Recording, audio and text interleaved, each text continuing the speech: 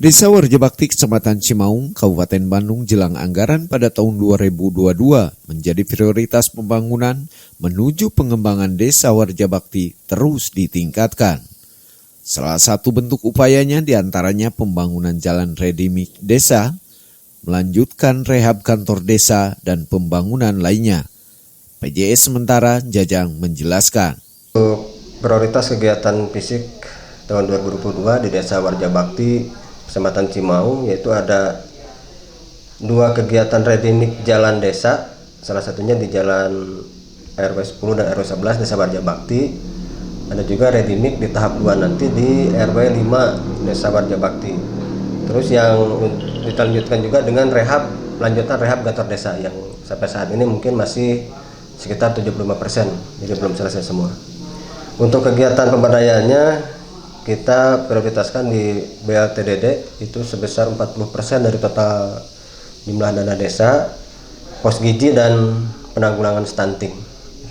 Lebih lanjut menyampaikan kembali rencana untuk pergantian kepala desa VAW Warjabakti akan mengikuti tahapan-tahapan sesuai dengan ketetapan peraturan dari pemerintah. Kebetulan di Desa Warjabakti ada rencana kegiatan Pilkades PAW, yaitu direncanakan hari hanya itu tanggal 25 Mei 2022. Itu pun kami sudah terus menyusun rencana-rencana kegiatan termasuk mengikuti tahapan-tahapan yang sudah ditetapkan oleh panitia, dan insya Allah sampai saat ini sudah masuk ke proses pengambilan berkas para bakal calon kepala desa PAW untuk tahun 2022 ini, dan insya Allah juga tanggal 25 Mei 2022 akan diselenggarakan musyawarah pemilihan kepala desa antar waktu di desa kami. Karena Pilkades PAW itu berbeda dengan Pilkades yang reguler, Pilkades PAW itu diselenggarakan dengan cara musyawarah di tingkat desa dengan menghadirkan para pemilih perwakilan.